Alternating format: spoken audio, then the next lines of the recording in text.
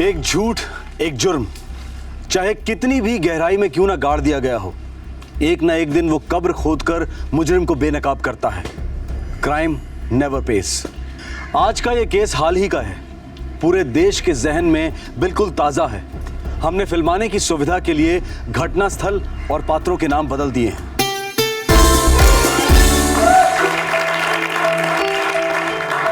Hello friends, welcome to yet another episode of Dil Se बोल। दिल से बोल, दिल खोल के बोल में आज आ रहे हैं सूरत गुजरात से श्रुति और जगदीश। दोस्तों, जोरदार तालियों के साथ स्वागत कीजिए श्रुति और जगदीश का। Welcome Shruti, welcome Jagdish to our show. तो श्रुति और जगदीश, क्या है आपकी स्टोरी? हमने 3 साल पहले भाग के शादी की और अब तो हमारी 1 साल की बच्ची भी है। तो कभी इन 3 सालों में घर वालों से कांटेक्ट हुआ या फिर उनसे मिलने की कोशिश की? नहीं। दिल तो करता होगा ना? हाँ, करता है। उनके आशीर्वाद का हमें इंतजार है। उनके बिना अधूरा अधूरा सा लगता है। श्रुति और जगदीश, तुम दोनों 3 साल से अपने माता पिता से मिलने के लिए तरस गए, तो हमने सोचा क्यों ना आज ही तुम्हें उनसे मिलवा दिया जाए। दोनों पार्टीज को पता नहीं है कि वो आज एक दूसरे से मिलने वाले हैं। हमारी तरफ से ये सिर्फ एक प्रयास है कि हम दोनों पार्टीज के बीच सुलह करा पाएं। दोस्तों, ये एक मौका है दिल वालों को दिल खोलकर अपने जज्बातों का इजहार करने का। क्यों रे, तुम लोगों को लगा आज संडे है तो माधव सेठ घर पर होंगे, तुम लोग इधर अपना काम धाम छोड़कर मजे करोगे, क्यों? हैं? क्या रे जावेद, ये सोफा तो शुक्रवार को डिलीवर होना चाहिए था ना, और तू अभी तक इस पर रेक्सिन नहीं चढ़ा रहा है। सेठ, रेक्सिन तो कल ही आया है, परसों तक माल डिलीवर हो जाएगा। देख जावेद, अगर ये कल डिलीवर नहीं हुआ ना तो तू परसों आकर अपनी आखिरी तनख्वाह लेके जाना, समझ गया? और हाँ, जितना तेरा बनता है ना उससे भी आधा काट कर दूंगा तुझे। पर मुंह क्या देख रहा है? चल फटाफट काम कर, चल। और तुम लोग भी, सब लोग अपने काम पे लग जाओ फटाफट, डिलीवर करते नहीं हो टाइम पे। सॉरी माधव सेठ, वो घर वाली जबरदस्ती मंदिर घसीट लेगी इसलिए थोड़ा लेट हो गया। तेरे इस थोड़ा लेट के चक्कर में ना मेरा काफी नुकसान हो रहा है, और मुझे संडे को भी आकर यहाँ इन गधों पर सवार होना पड़ता है। सारे के सारे काम जो नहीं। आप टेंशन मत लो ना सेठ, आप घर जाओ, मैं देखता हूँ इनको।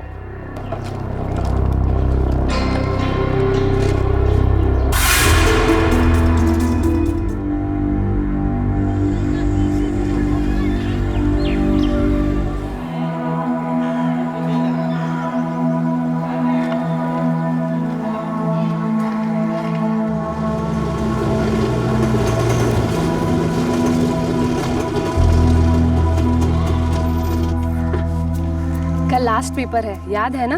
टाइम से आ जाना। मैं सोच रहा हूँ टाइम से थोड़ा पहले ही आ जाऊँ। साथ बैठ के चाय वाय पियेंगे, उसके बाद मुझे कॉलेज छोड़ दूँगा, ठीक है? क्या बोलती है? ठीक है।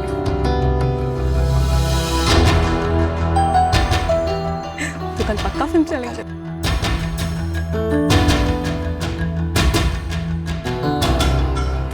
आ जाइए तू भी। हाँ ठीक है।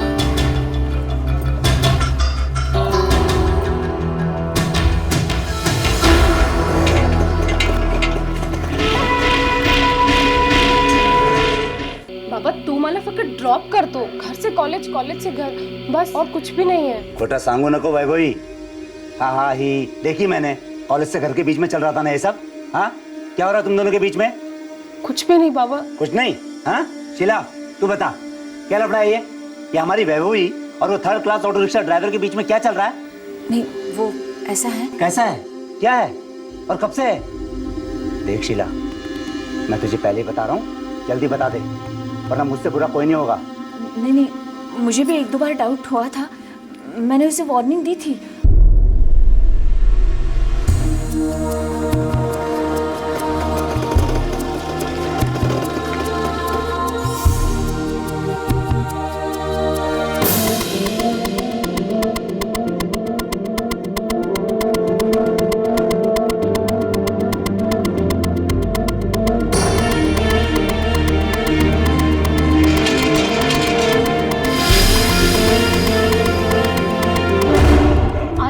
बहुत अच्छा लड़का है।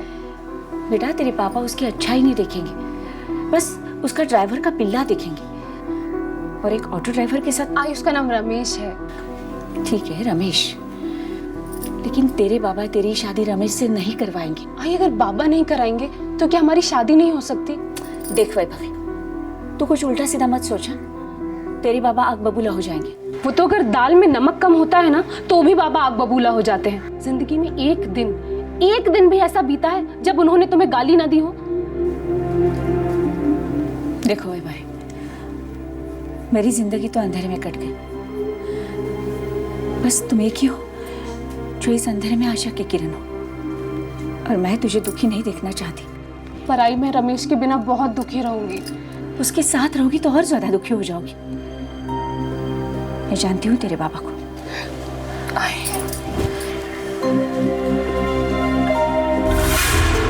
बहुत हो गया इसका कॉलेज वॉलेज, वहां कुछ अच्छा सिखाने के बजाय दिमाग में गन भर देते हैं ये लोग। आज से इसका घर से बाहर निकलना बंद। शीला, समझा दे इसको।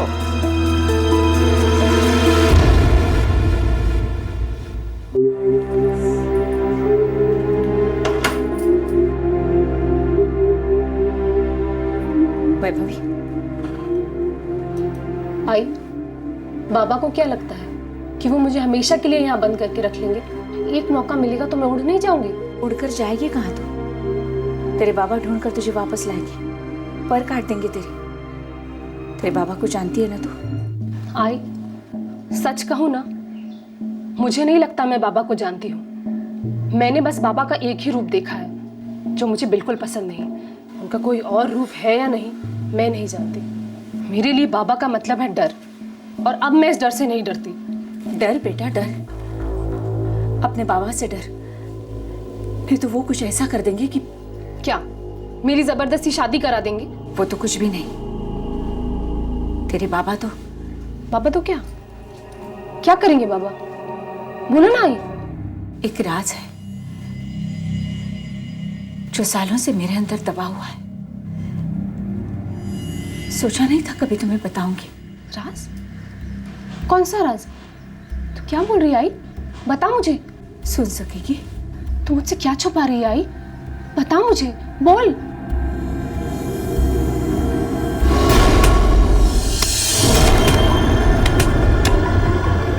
एक कठोर पिता और बगावत के कगार पर खड़ी एक जवान बेटी। बेटी एक ऐसे लड़के को चाहने लगी थी जिसे उसके पिता कभी स्वीकार नहीं करते। दूसरी ओर लड़की की मां अपने दिल में एक राज छुपाए बैठी थी। ये राज जानकर 20 साल की बेटी कैसे रिएक्ट करती? ये राज उसके पिता को ऐसे भयंकर रूप में पेश करने वाला था जिससे उसकी जिंदगी उथल पुथल हो सकती थी। ये राज वैभवी के लिए एक दस्तक थी कि उसकी और ऑटो रिक्शा ड्राइवर रमेश की प्रेम कहानी खून से लिखे जाने की संभावना थी। अब सवाल यह था कि वैभवी इस राज को जानने के बाद घुटने टेक देती या फिर डट कर बगावत करती।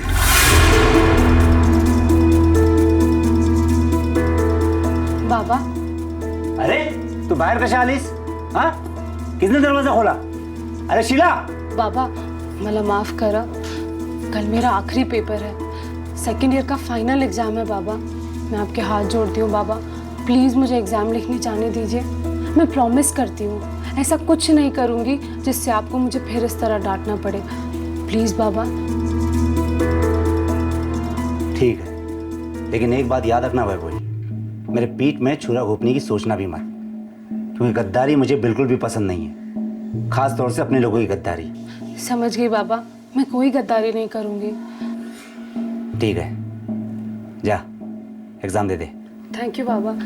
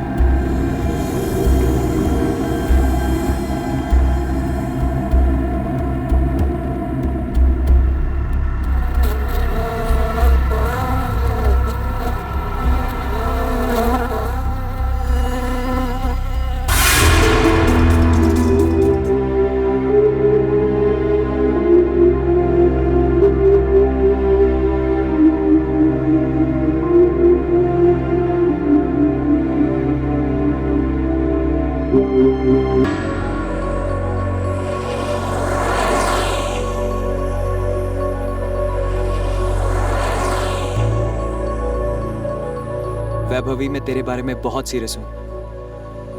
मुझे तू हमेशा के लिए चाहिए बस। तो फिर हमें आज के आज ही भाग जाना पड़ेगा और कहीं जाके शादी कर लेनी पड़ेगी। तुम्हारे घर गए तो मेरे बाबा सब कुछ बर्बाद कर देंगे। हलवा पूरी है, ऐसे कैसे बर्बाद कर देंगे? कर देंगे रमेश, कर देंगे। तुम मेरे बाबा को नहीं जानते हो। आई ने जो कुछ भी बताया सोचकर भी मेरे रोंगटे खड़े होते हैं। मेरे बाबा बहुत बुरे आदमी हैं, इतने बुरे कि तुम सोच भी नहीं सकते। बाबा ने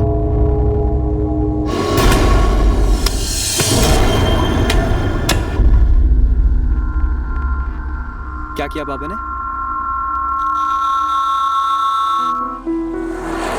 जो भी किया, मुझे क्या करना है मुझे पता है। हम यहाँ से पुणे चले जाएंगे, वहां जाके शादी करेंगे। वहां एक दोस्त है मेरा जो हमारा घर बसाने में मदद करेगा।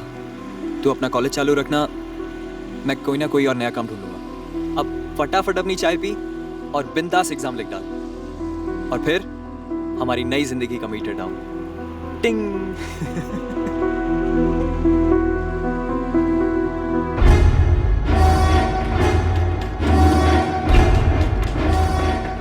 सेल ऑफ है? क्या मतलब है गुरुदेव? सेठ, मैं कॉलेज गया तो वो लोग बोले एग्जाम कब का खत्म हो गया है। फिर मैंने वैभवी के सेल फोन पे ट्राई मारा, स्विच ऑफ है। और वो ऑटो रिक्शा वाला। ऑटो रिक्शा वाला? उसका क्या? उसका मोबाइल भी स्विच ऑफ आ रहा है। और उसका वो ऑटो रिक्शा वो मालिक को लौटा चुका है और बोला है नौकरी छोड़ के जा रहा है। सेठ, कुछ तो गड़बड़ है।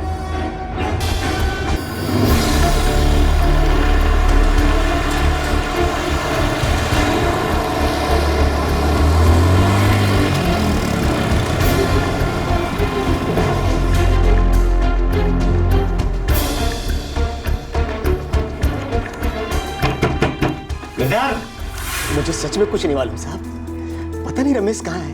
हम लोगों को कुछ बोले बगैर पता नहीं वो कहाँ है, गायब हो गया। देख गिरधर, मैं अपनी बेटी को तो छोड़ूंगा नहीं, तो तू समझ सकता है कि मैं तेरे बेटे के साथ क्या करने वाला हूँ। लेकिन हाँ, अगर तू झूठ बोल रहा है, उनकी मदद कर रहा है या उन्हें छुपाने की कोशिश कर रहा है, तो मैं तेरा भी वही हश्र करूंगा जो तेरे बेटे रमेश का करने वाला हूँ।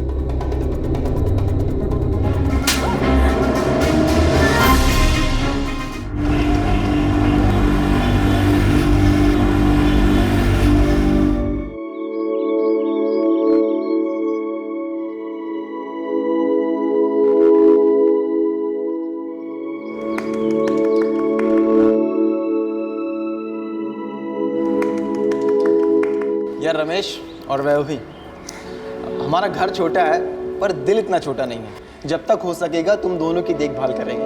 यार कुमार, सिर्फ 1-2 हफ्ते की बात है। जैसे कोई नया काम मिलेगा हम दूसरी कोई खोली ले लेंगे। जब हमारी नई नई शादी हुई थी ना, हम भी ऐसे ही थे, एक नए घर की तलाश में। धीरे धीरे सब सीख गया, तुम भी सीख जाओगी।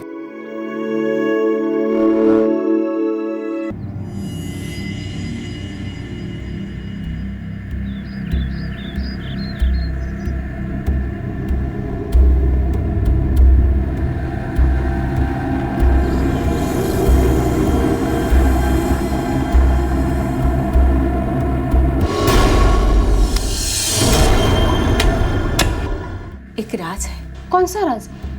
तू क्या बोल रही आई? सुन सकेगी? तू मुझसे क्या छुपा रही आई?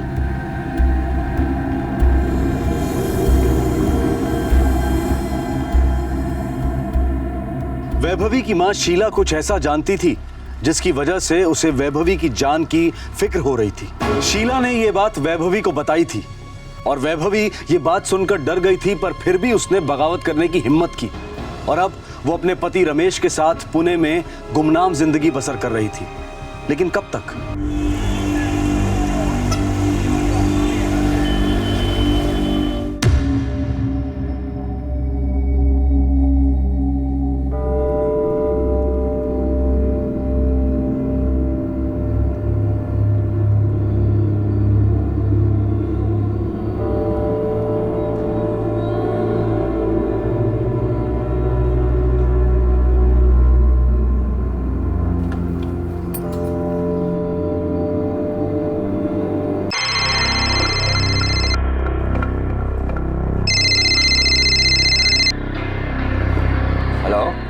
माधव जी, मी कुमुद बोलते, कुमुद म्हापसेकर। हाँ कुमुद जी, नमस्कार। गणेश की कोई खबर? नहीं कुमुद जी, अगर पता होता तो सबसे पहले आप ही को फ़ोन करता ना। मेरे कुछ समझ में नहीं आ रहा है। सुनीता और गणेश की भी कोई खबर नहीं और इनका भी कोई पता नहीं है।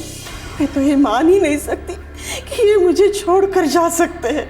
धीरज रखिए कुमुद जी, श्रीनाथ आपके पति ही नहीं, मेरे बहुत अच्छे दोस्त भी हैं। मुझे खुद को यकीन नहीं हो रहा है कि वो इस तरह हम सबको अचानक छोड़ के कहीं चले गए, लेकिन अब वो गायब हैं तो गायब हैं, और ये सच्चाई है। लेकिन आप बेफिक्र रहिए, जैसे ही मुझे श्रीनाथ या फिर आपकी बेटी सुनीता के बारे में पता चलता है, मैं फ़ौरन आपको फ़ोन करता हूँ। मैं आपकी आभारी हूँ।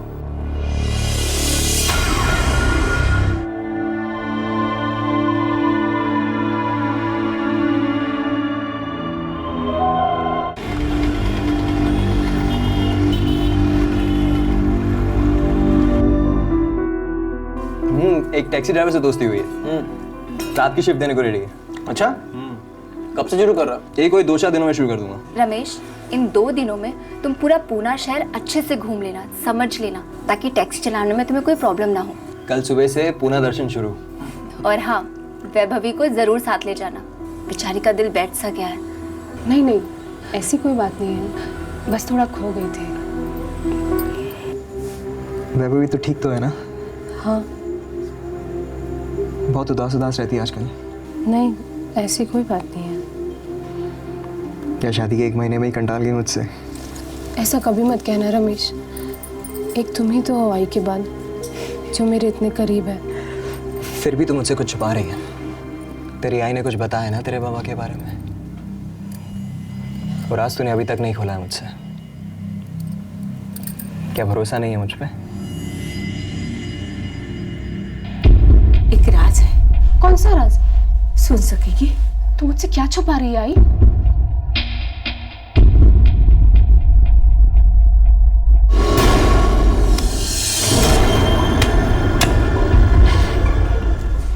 तुझे तेरी आई की याद आती है ना?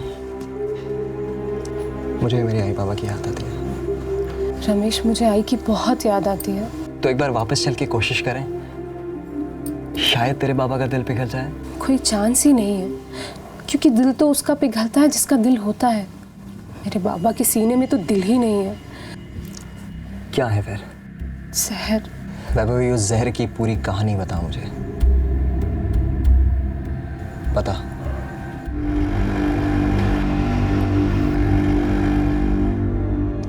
देख यार, अपने माँ बाप को कौन दुखी करना चाहता है, लेकिन तेरे माँ बाप को खुश करने के चक्कर में कहीं वैभवी का बाप तुम दोनों में झपट पड़ा तो तू समझ लिया, कहीं तुम लोगों की स्टोरी शुरू होने से पहले ही द एंड ना हो जाए। समझा यार, लेकिन वैभवी को अपनी आई की सॉलिड याद आती है। मुझसे देखा नहीं जाता उसकी बात। थोड़ा टाइम दे उसको। क्या है, अभी शादी का खाली 1 महीना हुआ है।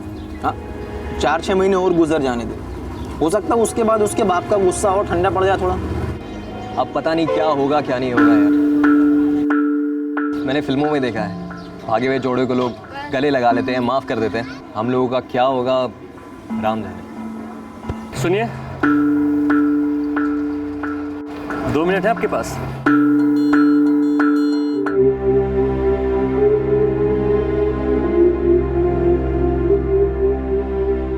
मेरी कुछ समझ में नहीं आ रहा है, पता नहीं क्या करूं। एक बार कोशिश करके तो देख, क्या बिगड़ेगा? हम उन्हें पता ही नहीं लगने देंगे कि आप लोग कहाँ हैं। हमारा भरोसा कीजिए, अब तक हमारे शो में जो भी कपल आया है उन सब की कहानी का हैप्पी एंडिंग हुआ है। दिल से बोल, दिल खोल के बोल ऐसे ही नंबर 1 शो नहीं है।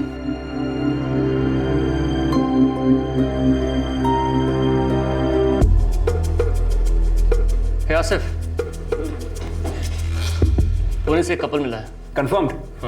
कैमरे पे आएंगे? पक्का आएंगे। बैठ। लड़की के माँ बाप के घर का पता है, नायगांव में रहते हैं। लड़के के माँ बाप तो राजी थे। पर वो स्टूडियो आएंगे, कैमरे के सामने आएंगे? मैं उन्हें मना लूंगा। अच्छा, तूने रमेश और वैभवी को ये तो नहीं बताया ना कि ऑन कैमरा माँ बाप से मीटिंग होगी? अरे नहीं बॉस, इतना काम तो आता है मुझे। That's good. तो वी शूट ऑन सैटरडे, सारी तैयारी कर देना। वैसे भी we are 1 story shot. Okay, so let's get rolling. Sure. Cool.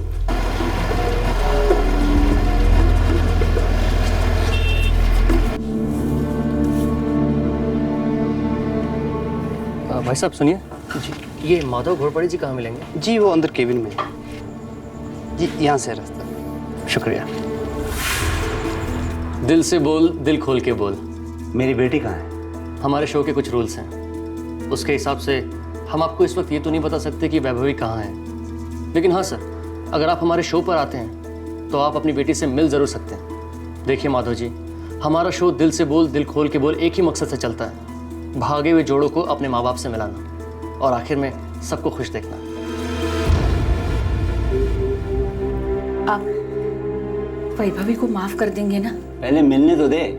हम एक टीवी प्रोग्राम में जा रहे हैं शनिवार को, अंधेरी में है, तब देखेंगे। लेकिन हाँ, तब तक कोई चूचा नहीं, समझ गई ना? वैभवी और रमेश अब एक टेलीविजन रियलिटी शो के सेट पर जा रहे थे। अब सवाल यह था कि इस टेलीविजन शो का मंच कठोर पिता और बागी बेटी के बीच में सुलह करवाने वाला था, या फिर यह मंच बेटी के सारे डर को दूर कर उसकी आवाज को बुलंद करने जा रहा था।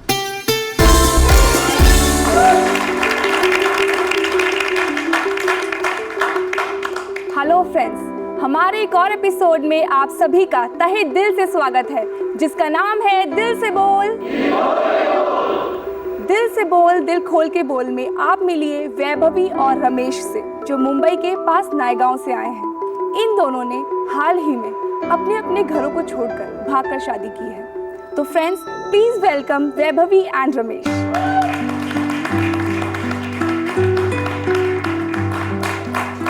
Welcome Vaibhavi, welcome Ramesh, please have a seat. तो वैभवी और रमेश, क्या आप दोनों शॉक होंगे, डर जाएंगे या फिर खुश हो उठेंगे अगर हम वैभवी के माता पिता को अभी इसी वक्त आपके सामने ले आए? क्या मेरी आई है? हाँ वैभवी, और तुम्हारे पिताजी भी। दोनों आज यहाँ ये जानते हुए आए हैं कि वो आज यहाँ हमारे शो में अपनी भागी हुई बेटी से फिर एक बार मिलेंगे।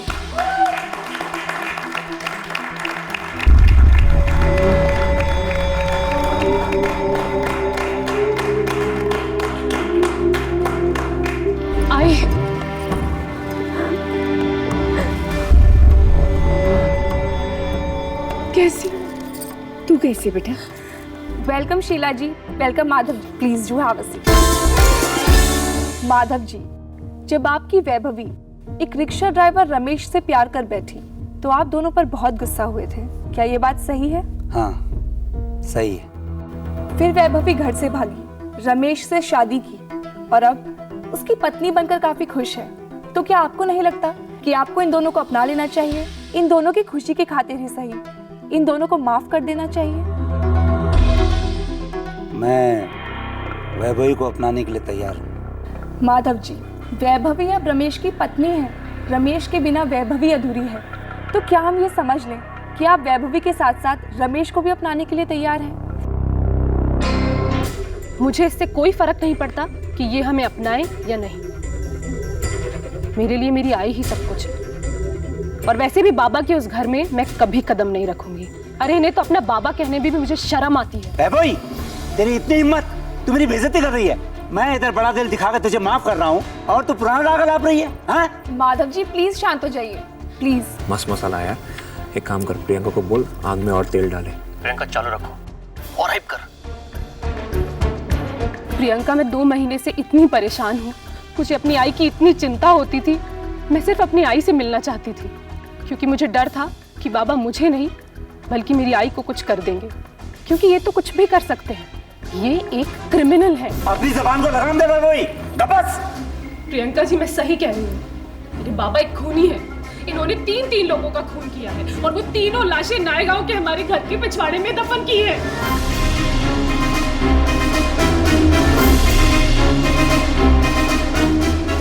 वैभवी, ये तुम क्या कह रही हो? कहीं तुम गुस्से में आकर मनगढ़ंत कहानियां तो नहीं बना रही हो? जी नहीं प्रियंका जी, मैं सच बोल रही हूँ। अपने अंदर छुपा ये राज मैं दुनिया के सामने लाना चाहती थी, और मैं एक बार फिर कह रही हूँ कि मेरा बाप खूनी है, क्रिमिनल है। हाँ, तो तेरी शराफत की। मुझे लगता है तुम सब लोगों का प्लान है मुझे यहाँ बुलाकर मेरी बेइज्जती करने का। मैं जा रहा हूँ, मैंने रुकना शो में। चल गया। आओ, आओ।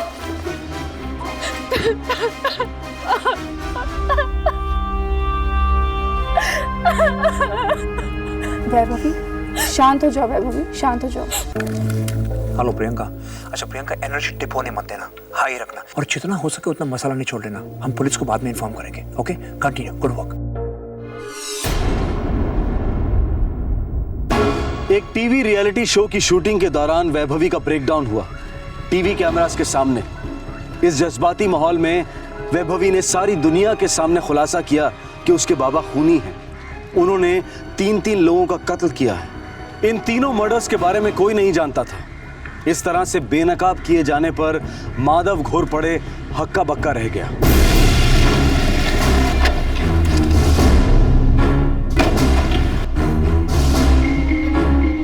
क्या बोला तूने? मैंने बस इतना बोला, इतना बोला।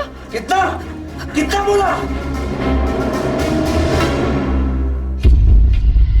वैभवी, तुम जो कुछ भी जानती हो बता दो हमें। कब पता चला तुम्हें कि तुम्हारे बाबा ने ऐसा किया? सर 1 महीने पहले। कैसे? आई ने बताया। एक राज है। कौन सा राज? सुन सकेगी? तू मुझसे क्या छुपा रही है आई? बता मुझे, बोल। 4 साल पहले याद है जब 2 साल के लिए तू अपने आजी के घर गई थी? जब मैं 9वीं 10वीं में पढ़ती थी, 2007-2008 में।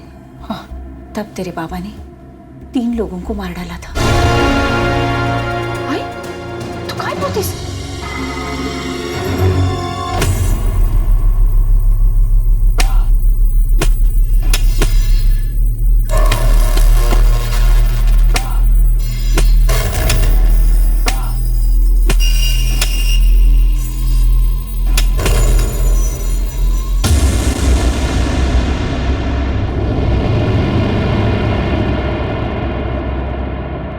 ये तीसरी बार घर के पिछवाड़े में कब्र खुदवा रहे थे।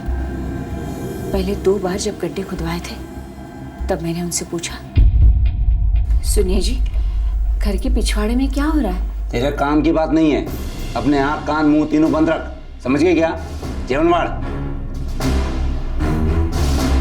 तीसरी बार जब खुदाई हो रही थी तब मुझे असलियत का पता चला। गड्ढा क्यों खुद रहा था और तेरे बाबा ने क्या किया। बस करो, बहुत हो गया। ये लो, अपने पैसे लो और जाओ।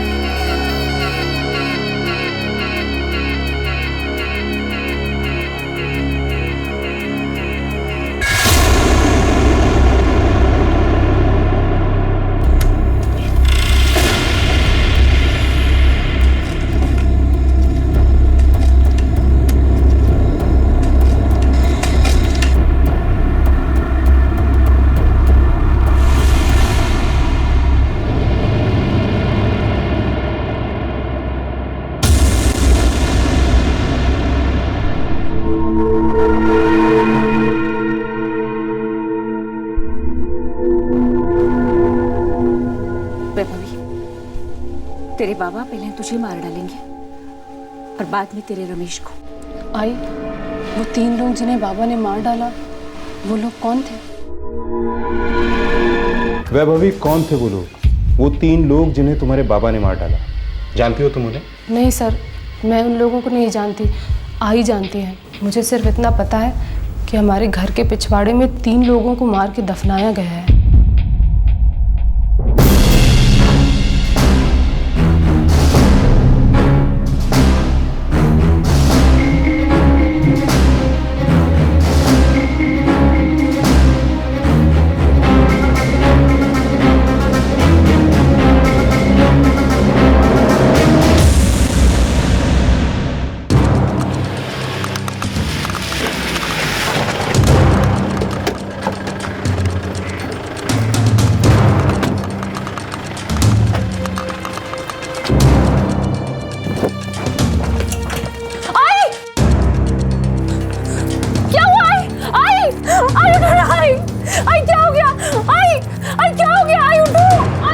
घर की तलाशी लो फौरन। रमेश देखो ना, आई को क्या हो गया? आई शांत हो जाओ, मैं डॉक्टर को बुलाता हूँ। हाँ आई उठो। कुछ सीरियस नहीं है, माइनर कंकशन हुआ है। आई, तेरे साथ क्या हुआ है? क्या किया बाबा ने? क्या बोला तूने? मैंने बस इतना बोला, इतना बोला। कितना कितना बोला? मैंने बस इतना बोला कि आपने 3 लोगों को मारकर घर के पिछवाड़े में दफन कर दिया। 4 दिन का कंप्लीट बेड रेस्ट, उसके बाद ठीक हो जाएंगे। ठीक है, मैं चलता हूँ।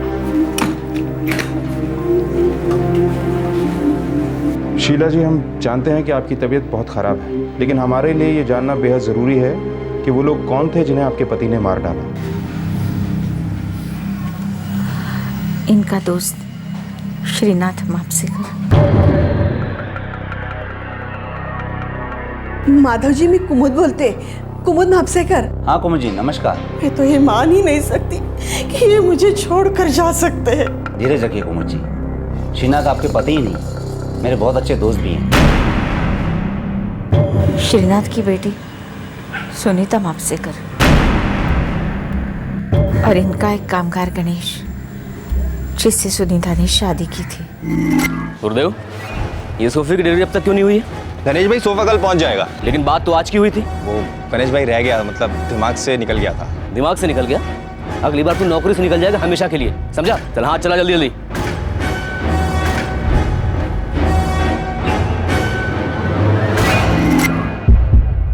ये 2008 की बात है ना? जी। और इतने साल ये जुर्म छुपाया गया। जुर्म छुपाना भी एक जुर्म है शीला जी।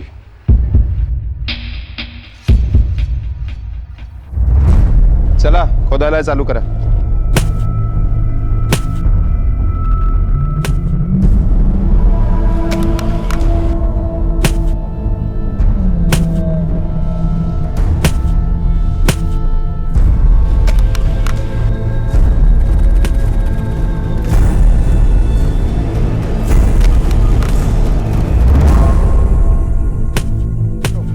इन कंगालों को फॉरेंसिक लैब भेज दो। सोफा फैक्ट्री पर रेड करो। 4 साल से दफन इन 3 लोगों के कंकाल माधव घोरपड़े के घर के पिछवाड़े से बरामद किए गए। चौंकाने वाली बात यह थी कि पुलिस फाइल्स में इन तीनों की कोई मिसिंग कंप्लेंट नहीं थी। और सबसे बड़ा राज अब भी खुलना बाकी था कि माधव घोरपड़े ने इन तीनों की हत्या क्यों की थी।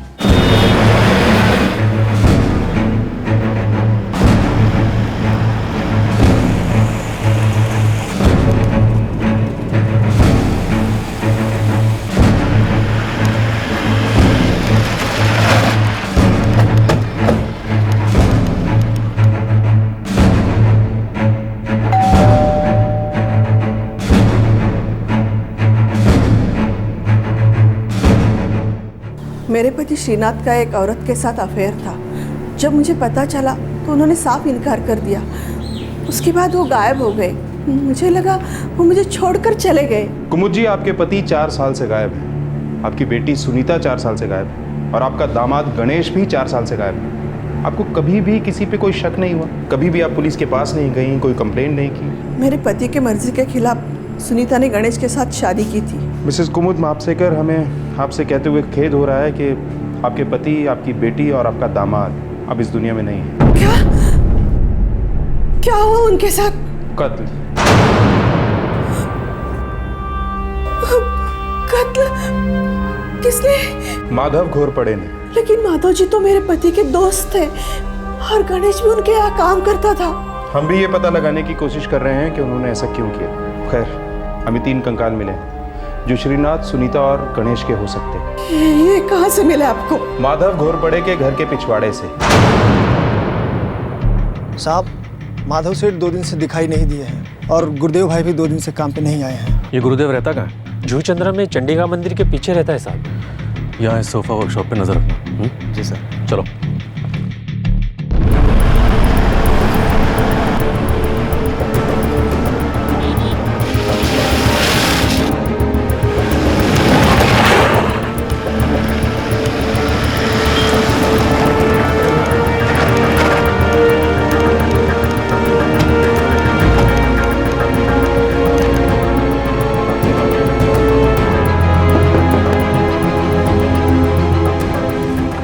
गुरुदेव कहाँ है? वो तो 2 दिन से घर पे नहीं आया सर। वही पूछ रहा हूँ, कहाँ छुप कर बैठा है वो? मुझे क्या पता साहब, मैं भी बहुत परेशान हूँ। मुझे कुछ नहीं बताया और फोन भी नहीं उठा रहे हैं। मर्डर केस में वांटेड है वो। अगर कांटेक्ट करे तो उसको बोल देना सरेंडर कर दे, नहीं तो देखते गोली मार देंगे। चलो। सर, माधव और गुरुदेव दोनों के सेलफोन ऑफ है सर। अब उसकी बेटी ने उसका सारा भांडा फोड़ दिया है। माधव को अंडरग्राउंड जाना ही जाना था। उसका जुर्म 4 साल बाद सामने आया है। देखते हैं कब तक चुप कर बैठता है।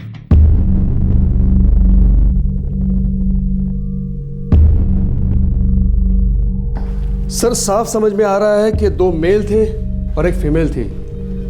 बोन डेंसिटी से तो ये लग रहा है कि एक मेल अधेड़ उम्र का था और दूसरे मेल फीमेल यंग थे। लेकिन ये पता लगाना आसान नहीं है कि ये तीनों वही लोग हैं। ये तीनों 4 साल से लापता है। कोई सोच भी नहीं सकता कि इनका कत्ल हुआ हो। माधव घोरपड़े की पत्नी शीला ही इन तीनों मर्डर्स के बारे में जानती थी। बस वही एक गवाह है। लेकिन सर, हम अभी तक ये नहीं जानते कि माधव ने इन तीनों का कत्ल कर क्यों डाला। एक उसका जिगरी दोस्त था, दूसरा उसका मुलाजिम और लड़की मुलाजिम की बीवी और दोस्त की बेटी थी। 4 साल पुराना हत्याकांड।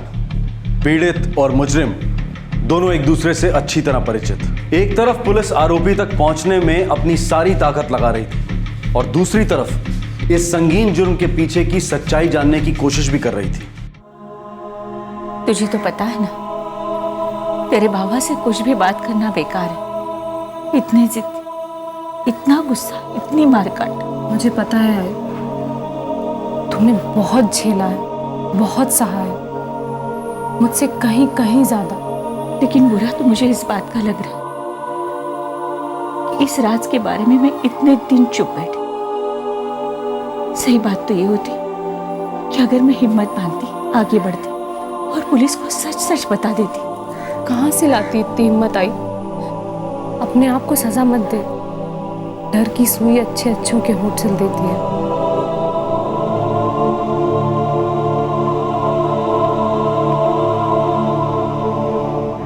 साहब, गणेश भाई तो माधव सेठ के खासम खास थे। तुम लोगों को कभी खटका नहीं कि गणेश वर्कशॉप नहीं आ रहा है? 4 साल से नहीं आया। काफी खटका था साहब। मैंने तो गुरुदेव भाई से गणेश भाई के बारे में पूछा भी था। ये बड़े सोफे के लिए बहुत पतला रहेगा रे। अरे गुरुदेव भाई। हाँ बोल। वो अपने गणेश भाई है ना, वो काफी दिनों से नजर नहीं आ रहे हैं। तेरे को बहुत याद आ रही है उसकी? जाना है उसके पास? नहीं भाई, मैं तो ऐसे ही पूछ रहा था। गणेश गया तेल लेने, तू अपने काम से काम रख। कट टू कट, समझा ना? जी भाई।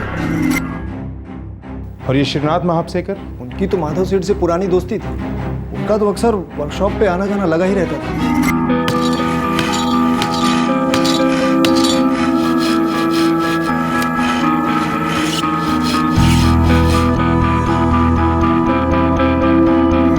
सर, ये श्रीनाथ मापसेकर पैसा उधार पर देता था। हो सकता है पैसे को लेके दोस्तों के बीच में कुछ गड़बड़ी हुई हो। होने को हो सकता है, लेकिन श्रीनाथ की बेटी सुनीता, उससे क्या दुश्मनी हुई हो?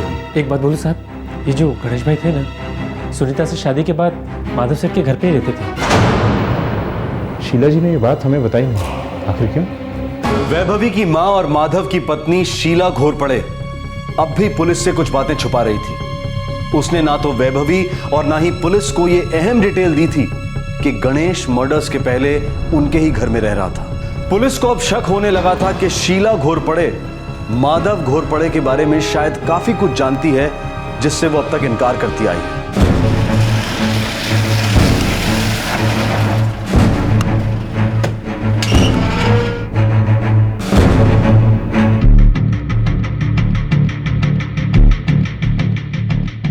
शीला जी, सच बताइए, आपको पता था ना कि आपके पति माधव ने सुनीता और उसके पिता श्रीनाथ को पहले मार डाला और उसके बाद गणेश को? नहीं मालूम था। क्या आपको यह भी नहीं मालूम था कि शादी के बाद गणेश और सुनीता आप ही के घर पे रह रहे थे? आप ये भी नहीं जानती थी कि श्रीनाथ को यह जोड़ी नामंजूर थी?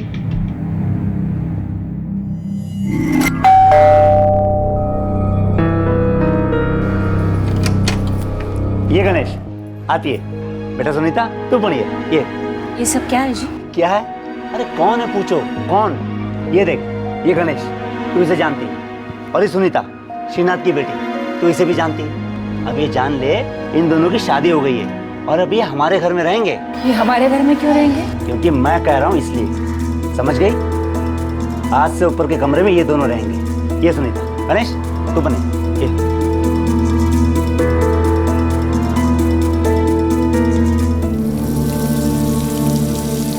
काकू, ये मेरे कुछ जेवर हैं और ये जेवर मैं आपके पास रखना चाहती हूँ। क्या आप अपने लॉकर में रख देंगी प्लीज़? हाँ। सुनीता, तू हमारे घर रह रही है, तेरे आई बाबा को पता है? नहीं काकू, नहीं जानते। तो ये गलत है ना? पर काकू, वो लोग मुझे गणेश से शादी ही नहीं करने देते। तो तूने गणेश से शादी क्यों की? प्यार करती हूँ। प्यार करने वाले नजर नहीं चुराते। किसे बेवकूफ बना रही हो? मैं किसी को बेवकूफ नहीं बना रही हूँ काकू, सच्ची काकू। प्यार और व्यभिचार छिपाए नहीं छिपता। सारी दुनिया सच जानती है और गणेश को भी ये पता होगा। शीला जी, क्या था ये सच? सुनीता और गणेश की शादी क्यों हुई थी? मेरे पति माधव और सुनीता के बीच संबंध था, अफेयर था। ये शर्मनाक बात मैं वैभवी को कभी नहीं बता पाई, ना आप लोगों को। ये अवैध संबंध चालू रखने के लिए ही मेरे पति ने गणेश को सुनीता का पति बनाया, सिर्फ नाम के लिए, और उन दोनों को इसी घर में ठहराया। जो बेशर्मियां हो रही थी, गंदगी हो रही थी, मेरे आंखों के और कानों के सामने हो रही थी। श्रीनाथ भाऊ को इसके बारे में कुछ पता नहीं था, लेकिन जब उन्हें पता चला कि उनकी बेटी सुनीता और गणेश को उन्हीं के दोस्त माधव घोरपड़े ने पनाह दी, तो वो काफी बिगड़ गए।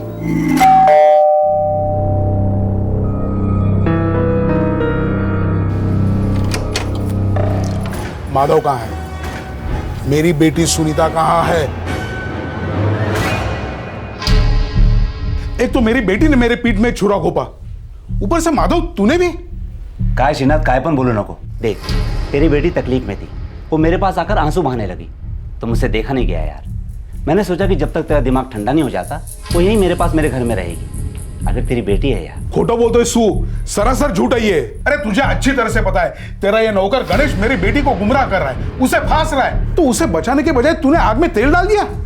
ये सब तेरा किया कराया है। अरे तूने इन दोनों की शादी करवाई। नहीं श्रीनाथ, ऐसी बात नहीं है। मुझे तेरे से बात ही नहीं करनी है। सुनीता, चल घर चल। नहीं बाबा, जहाँ मेरे पति कहेंगे वही मैं रहूंगी, इनके साथ, हमेशा इन्हीं के साथ। देखिए श्रीनाथ जी, अगर आपको अपनाना है तो हम दोनों को अपनाइए, नहीं तो दोनों को नहीं। माधव, तुझे इस गद्दारी की कीमत चुकानी पड़ेगी। मैंने कोई गद्दारी की नहीं है श्रीनाथ। मुझे मेरे 5 लाख अभी के अभी चाहिए। देख श्रीनाथ, तो धंधे और घरेलू मामले को अलग अलग रख यार। अरे तेल लगाने गया है तेरा धंधा रे, मेरे घर को जलाकर फूक रहा है तू, और मुझे सिखा रहा है क्या करना क्या नहीं करना। ये देख, कल सुबह तक 5 पेटी मेरे घर पे नहीं पहुंची तो मैं पुलिस लेकर यहाँ पहुंच जाऊंगा, समझा? याद रखना, छोड़ूंगा नहीं तेरे को।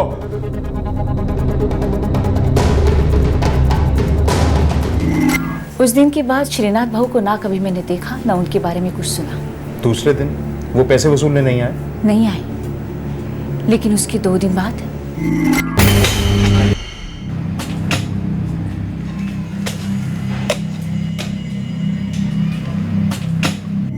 जब मैंने पहली बार खुदाई का काम देखा तो मेरे पति ने उसके बारे में कुछ भी बताने से इनकार किया। सुनिए जी, घर के पिछवाड़े में क्या हो रहा है? तेरे काम की बात नहीं है, अपने आँख कान मुंह तीनों बंद रख। लेकिन जब सुनीता गायब हुई तब भी आपने उनसे कोई सवाल नहीं किया? नहीं, पहले तो मुझे लगा सुनीता अपने आई बाबा के घर वापस चली गई है। गणेश, क्या हम कल मेरे आई बाबा से मिलने जा सकते हैं? बस एक बार हो आते। देखो सुनीता, कोई फायदा नहीं, तुम्हारे बाबा हमें अपना आशीर्वाद कभी नहीं देंगे। गणेश, मुझे मेरे बाबा की बहुत फिक्र हो रही है। वो यहाँ पैसे वापस लेने आने वाले थे, पर अभी तक नहीं आए। मेरा तो जी ही घबरा रहा है, कहीं उनकी तबीयत तो खराब नहीं हुई? तुम्हारे बाबा को कुछ नहीं हुआ है। आपको कैसे पता? वो मैं उनसे मिला था, मैंने उनके पैसे वापस लौटा दिए। वो अब तुम दोनों की जिंदगी में कभी दखल नहीं देते। फिर भी गणेश, मैं उनसे मिलना चाहती हूँ। आई की भी बहुत याद आ रही है। अच्छा ठीक है गणेश, घेऊन जा रेला, माँ बाप से मिलवा दे, इसका दिल बहल जाएगा। ठीक है, खुश? दूसरे ही दिन गणेश और सुनीता यहाँ से निकल गए, बस उसके बाद कभी नहीं लौटे। और फिर घर का पिछवाड़ा एक और बार खोदा गया। हो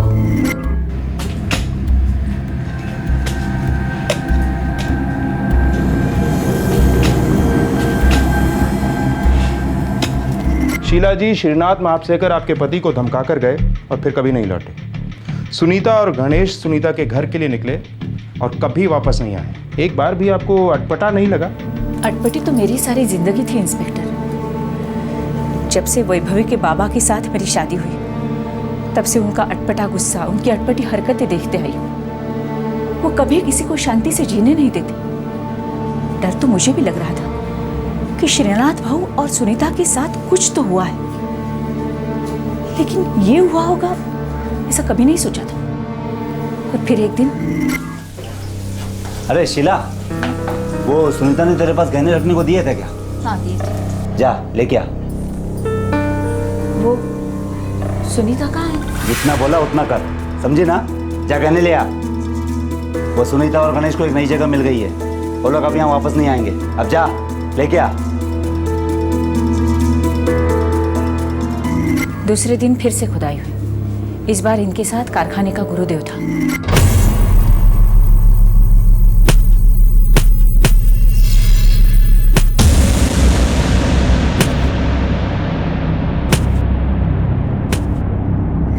फिर रात को मैंने देखा मेरे पति और गुरुदेव एक लाश को दफन कर रहे थे।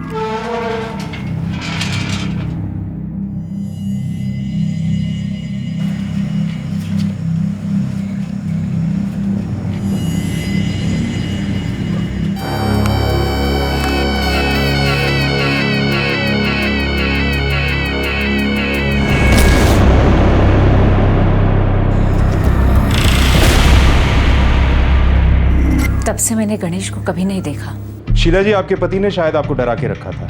उनकी मुट्ठी में आप बेबस थीं शायद, लेकिन कानून की नजरों में आप गुनहगार हैं। आप इस जुर्म में बराबर के हिस्सेदार हैं। मर्डर्स के बारे में जानते हुए भी आप चुप रहे हैं। अरेस्ट तो आपको करना ही होगा। ये क्या बात हुई सर? अगर आई ने मुझे नहीं बताया होता तो ये सच कभी सबके सामने नहीं आता। और आप मेरे बाबा को नहीं जानते, वो मेरी आई को बहुत डरा कर रखते हैं। वैभवी, तुम भी तो डर कर अगले 4 साल तक चुप बैठ सकती थी। तुम पर भी उतना ही दबाव, उतना ही डर था अपने बाबा का, लेकिन नहीं, तुमने बहादुरी दिखाई। 3 कत्लों का पर्दाफाश किया, वही 3 कत्ल जो तुम्हारी आई ने 4 साल तक छुपा के रखे। अरेस्ट तो इन्हें करना ही होगा। अरेस्ट करो। मेरी आई ने कुछ नहीं किया है। आई ने कुछ नहीं किया। आई बेकसूर है। आई को छोड़ दो। वैभवी प्लीज। आई ने कुछ नहीं किया। आई बेकसूर है। रमेश, आई ने कुछ नहीं किया। आई के ले आएंगे, हम ले आएंगे। शांत हो जाओ। एक खौफनाक हत्याकांड और इस संगीन जुर्म को छुपाने के खौफनाक तरीके। अब कोई संदेह नहीं था कि 3-3 मर्डर्स हुए थे।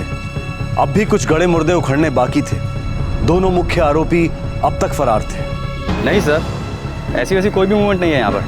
3 दिनों से ना माधव आया यहाँ पर, ना गुरुदेव, और कोई कॉल्स भी नहीं हुए हैं यहाँ से। घनश्याम, विजिल ढीला मत छोड़ना। कभी ना कभी धंधे पर लौटना पड़ेगा उन्हें। कब तक दूर रह सकते हैं? हाँ, चल हो। सर, सोफा यूनिट के सप्लायर से भी पूछताछ की। उन शोरूम्स में भी गया जहां उसका फिनिश माल बिकता है। कहीं कुछ पता नहीं चला सर। लगता है ये माधव हवा हो गया सर।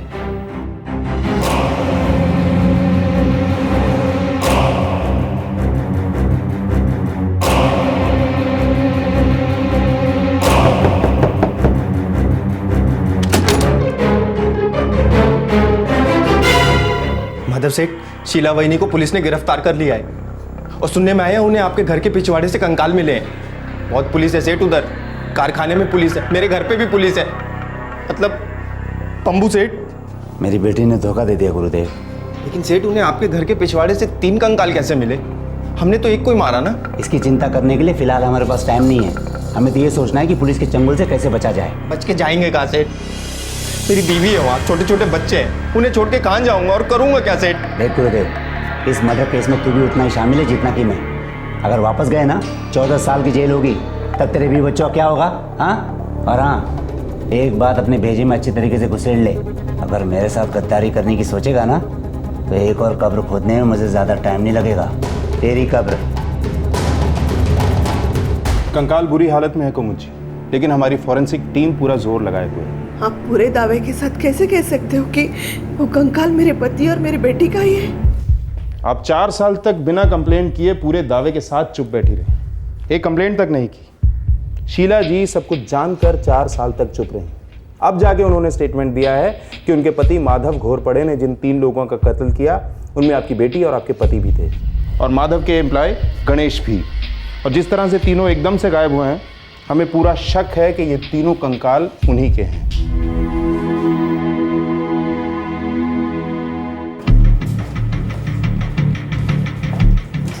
सर, माधव और गुरुदेव के पोस्टर हर जगह लगा दिए हैं, bus station, railway station, market, सभी जगह, लेकिन अभी तक कोई खबर नहीं मिली है सर। पता नहीं किस बिल में छुप कर बैठे हैं साले।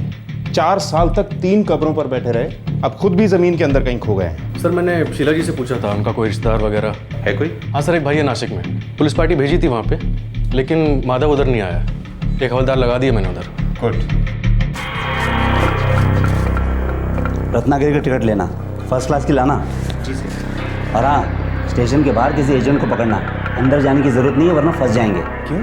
क्योंकि स्टेशन के अंदर वांटेड लोगों की बड़ी बड़ी तस्वीरें लगती हैं। ठीक है सर। और उसके बाद भी अगर कुछ गड़बड़ लगे तो यहाँ आने की ज़रूरत नहीं है। फिर कहाँ जाऊँ? किधर भी चले जाना, बस टैक्सी पकड़ के किसी भी गर्दी वाले इलाके में चाय पीना, टाइम पास करना। माधव सेठ, हम दोनों के पास मोबाइल भी नहीं है। होटल का लैंडलाइन नंबर है ना तेरे पास? बिल्कुल ज़रूरी लगे तो ही फ़ोन करना, वो भी संभाल के, ठीक है? अब जा, टिकट ला। ठीक है सर।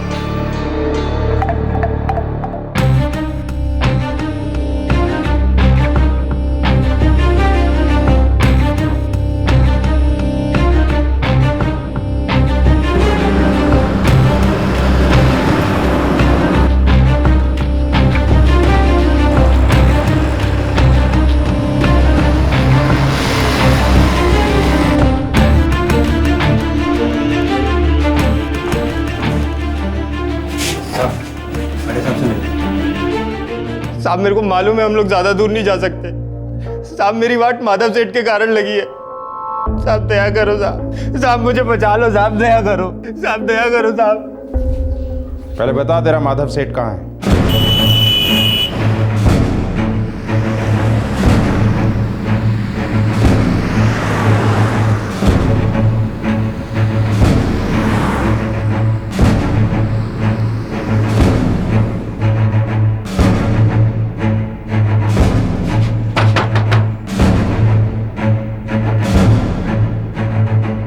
बिना कोई भी सवाल पूछे अभी के अभी तुझे ठोक कर यहीं गाड़ने का मूड, लेकिन ड्यूटी मूड नहीं देखती। घसीट के ले चलो इसे, चल चल।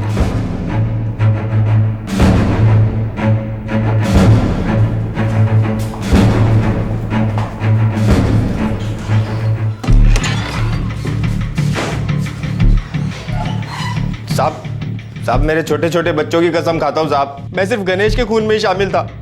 मुझे बाकी के दोनों खून के बारे में कुछ नहीं मालूम साहब। माधव घोरपड़े, तेरे घर के पिछवाड़े में सालों से काफी कुछ दफन रहा है। अब वक्त आ गया है सब कुछ बाहर निकालने का। एक, तेरे पास दूसरा कोई चारा भी नहीं है। बोलेगा नहीं तो जिंदा गाड़ के बुलवाएंगे तेरे से, समझा क्या?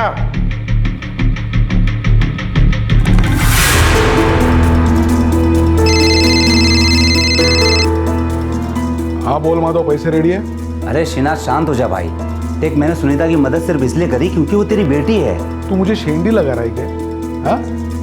ये देख, इसमें तेरा ही कुछ गेम है। अब इसमें मेरा क्या गेम हो सकता है भाई? तू ही जाने। अरे मेरी बेटी सुनीता घर से भागती है और मुझे भनक तक नहीं लगती।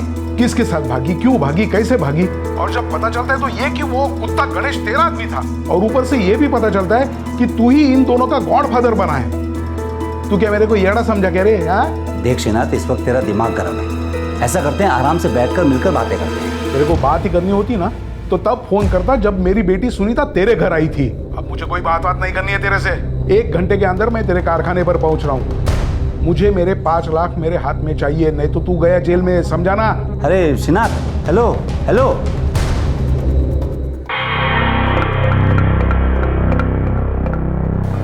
गणेश, इकड़े आया सेठ।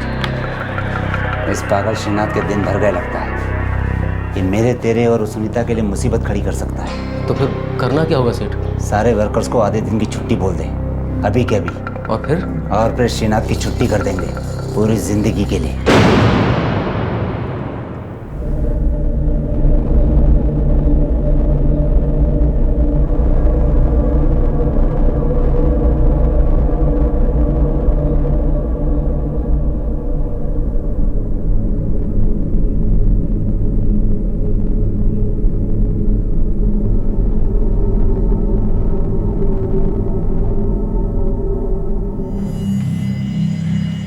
श्रीनाथ आजा, मैं तेरा कब से इंतजार कर रहा हूँ। माधव पैसे कहाँ हैं? अरे यहीं पे हैं, आजा। किधर है? अरे इधर ही है, तो आ तो सही, आजा। किधर है? ये देख इधर, आजा। इधर? अरे इधर तो पूरा सामान ही सामान दिख रहा है। तू मुझे बेवकूफ बना रहा है, मेरे साथ गेम मत खेल। गेम के लिए तेरे पास टाइम ही का बचा श्रीनाथ, क्योंकि अब मेरी हट गई है।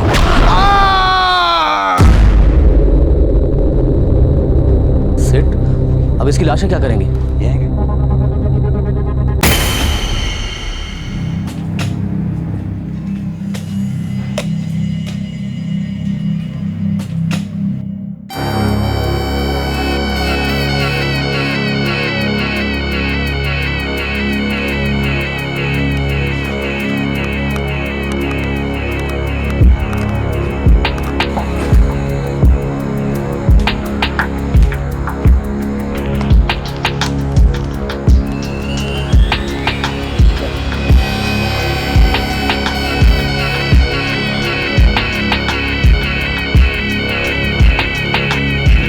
तूने श्रीनाथ को मार डाला क्योंकि तू उसके पैसे नहीं लौटाना चाहता था। फिर तूने सुनीता को मार डाला क्योंकि तू नहीं चाहता था कि वो जान जाए कि उसके पिताजी गायब हैं। गणेश, मुझे मेरे बाबा की बहुत फिक्र हो रही है। वो यहाँ पैसे वापस लेने आने वाले थे, पर अभी तक नहीं आए। मेरा तो जी ही घबरा रहा है, कहीं उनकी तबीयत तो खराब नहीं हुई। गणेश, घेऊन जा लेला, माँ बाप से मिलवा दे, उसका दिल बहल जाएगा। ठीक है, खुश? देख गणेश, अगर सुनीता अपने बाप के घर गई ना तो हमारी पोल खुल जाएगी। वो बहुत शानी है, अपनी माँ के जैसी नहीं है। वो ये नहीं मानेगी कि श्रीनाथ अपने रखेल के साथ भाग गया करके। वो चूंचा करेगी और अपनी गर्दन फंसेगी, मेरी और तेरी भी। तो फिर अब ये सुनीता को रोकना बहुत मुश्किल है, बहुत जिद्दी है वो। लेकिन रोकना तो पड़ेगा सेठ, और मैं तो रोकूंगा। अच्छा है, तू मेरे जैसा सोच रहा है, लेकिन सिर्फ रोकने से काम नहीं चलेगा, उसे शांत भी करना पड़ेगा। देख, तू कल सुबह उसे घर से लेकर निकल जा। उससे कहना कि उसे उसके बाप के घर ले जा रहा है करके, और सीधे कारखाने लेकर आ जा। इसका मतलब कल कारखाने में सबकी आधे दिन की छुट्टी? तो वाकई बहुत शाना होता जा रहा है रे, हैं?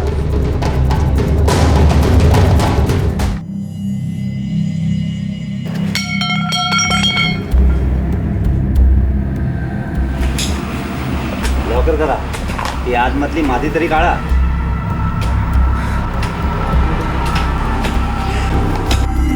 साहब, मुझे इन दोनों खून के बारे में कुछ भी मालूम नहीं था साहब। बस माधव सेठ ने कहा गणेश को ठिकाने लगाना है, और मेरी उससे पुरानी खुन्नस भी थी। खून करने जितनी खुन्नस? साहब, वो हमेशा नीचा दिखाता था, रौब जमाता था। और ये बात तुम्हारे इस चालाक माधव सेठ को पता थी। तुम्हारा फायदा उठाया इसने और तुम्हें पता तक नहीं चला। सेठ, सेठ मुझे बात करनी है। बोल। सेठ, मुझे नौकरी छोड़नी है। क्यों रे? क्योंकि आपने इस्तेमाल किया मेरा। कैसे? आपने सुनीता का भी इस्तेमाल किया अपनी भूख मिटाने के लिए। मैंने तो प्यार किया था उससे, सच्चा प्यार, लेकिन आपने मेरी शादी कराई उससे ज़बरदस्ती, ताकि आपका मस्ती मारना चलता रहे। देख गणेश, ये पुरानी बात है, इस पर मिट्टी डाला। दो लाशों पर मिट्टी डलवा चुके हैं आप। मेरा फ़ायदा उठाया आपने। अरे दो मर्डर किए मैंने, और दोनों बेकसूर थे। गणेश, तू गलत सोच रहा है, और उससे भी ज़्यादा तू गलत बोल रहा है। आप कुछ भी बोलो सेठ, लेकिन मुझे अंदर से बहुत गंदा महसूस हो रहा है। दो जाने लिए हैं मैंने। ठीक है, निकल जा तू, और मुंह मत दिखाना मुझे अपना। सेठ, मेरे को नया काम शुरू करना है। तो जा ना। वो सुनीता के कुछ गहने हैं जो उसने भाभी को रखने के लिए दिए थे, आप मुझे वो दे दो, मैं लेकर चला जाऊंगा। फिर कभी आपको मुंह नहीं दिखाऊंगा, जाकर कहीं प्रायश्चित करूंगा। ठीक है गणेश, मैं तुझे रोकूंगा नहीं। अब जो तेरे अंदर से आवाज़ आ रही है उसे तो भगवान भी नहीं रोक सकता। ऐसा करता हूँ, मैं कल तुझे जेवर ला के दे देता हूँ, तू निकल जा कहीं भी, काशी मथुरा, खूब प्रायश्चित कर। ठीक है? ठीक है सेठ, मैं कल के कल निकल जाऊंगा जेवर लेकर यहाँ से। ठीक है, कल आ।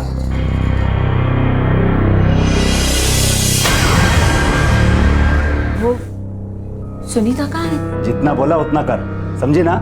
जा कहने ले आ। देख गुरुदेव, मुझे मालूम है गणेश तुझे खटकता है, तो उसकी जगह लेना चाहता है। नहीं सेठ, जगह वगह नहीं लेना चाहता।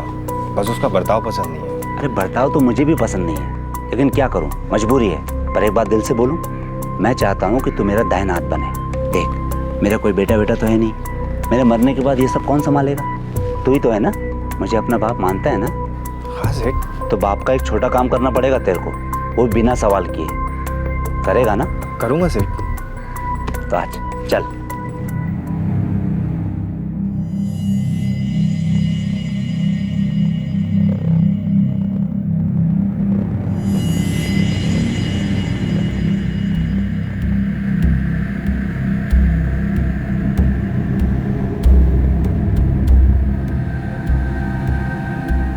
सेठ, वो मुझे कुछ ठीक नहीं लग रहा है। क्यों रे?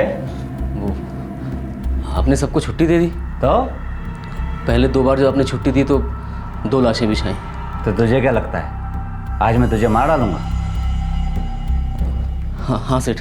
सच बोलूं, जो तुझे लगता है ना वो बिल्कुल सही है। क्या? माधव घोरपड़े, तुम नॉर्मल नहीं हो, तुम्हारा दिमाग सड़ गया है, बीमार हो तुम। तुम्हारे जैसे क्रिमिनल सोसाइटी के लिए बहुत ज्यादा खतरनाक हैं। ले जाओ इन्हें। चलो तो चल।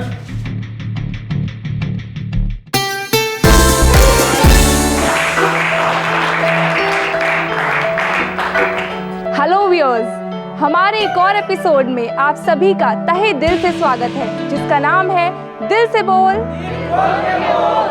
दोस्तों, हम आपको बताना चाहते हैं कि हमारे पिछले एपिसोड ने धमाका मचा दिया था। हमारा शो कोई क्राइम शो नहीं है, बस महज एक इत्तेफाक है कि हमारी एक कंटेस्टेंट वैभवी गौरपड़े ने अपने पिता के हाथों किए हुए 3 मर्डर्स का खुलासा किया। इसी के चलते पुलिस ने उसके पिता को गिरफ्तार किया है और इस केस की बाकी छानबीन भी जारी है। तो दोस्तों, आज हम आपको मिलवाते हैं हमारे अगले कंटेस्टेंट से, जिनका नाम है रौनक अग्रवाल और काजल अग्रवाल। हाय, मुझे माफ कर दे, तेरी ये हालत मेरे कारण हुई है। नहीं गो, तेरे कारण सिर्फ अच्छा हुआ है। मुझे यहाँ हिम्मत मिलेगी कि मैं तेरे जैसी बनूं। तूने बहुत बहादुरी का काम किया है बेटा। मैं तो बस चलती रही, लेकिन तूने मुझे और उन सारी औरतों को एक राह दिखाई है जो डर कर जीती है। तो सही है बेटा।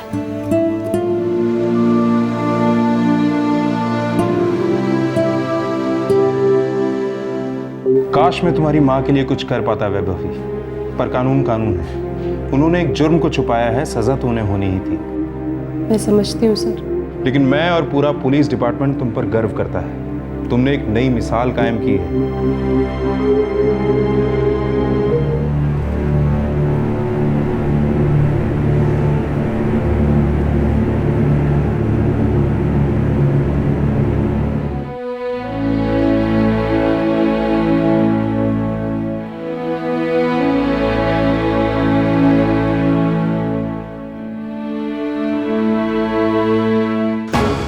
इस वक्त इस केस की एक एफआईआर लॉन्च की गई है।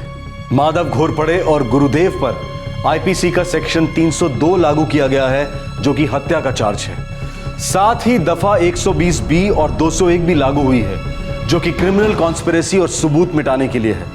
यही सेक्शंस शीला घोरपड़े पर भी लागू हुए हैं। वैभवी अब अपने पति रमेश और उसके माता पिता के साथ रहती है। एक तरफ हम 20 वर्षीय वैभवी की बहादुरी की सराहना करते हैं कि उसने 4 साल पहले हुए मर्डर्स का खुलासा किया, जो कि उसके अपने पिता ने किए थे। किसी भी मापदंड से ये एक बेटी के लिए आसान नहीं था। दूसरी तरफ हम शॉक्ड हैं श्रीमती कुमुद मापसेकर के बर्ताव से, जिन्होंने 4 साल तक अपने पति और अपनी बेटी की मिसिंग रिपोर्ट नहीं लिखवाई, ये सोचकर कि वो दोनों घर से कहीं भाग गए हैं। तो फिर घर में बचा कौन था? क्या बचा था उनके बिना?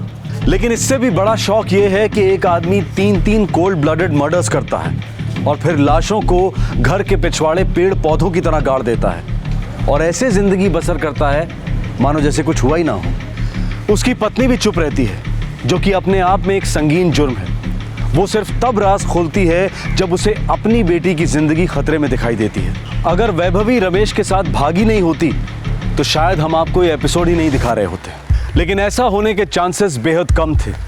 सालों से इस प्रोग्राम के मंच से हम ये कहते आ रहे हैं और कहते रहेंगे कि क्राइम नेवर पेज। जुर्म को जितना भी दफना दो, लेकिन कभी ना कभी सच का तूफान आता ही है और गड़े मुर्दे उठकर न्याय मांगते हैं। क्राइम पेट्रोल्स के और भी दिलचस्प कहानी देखने के लिए हमारे चैनल को सब्सक्राइब करें और बेल आइकॉन दबाना न भूलें।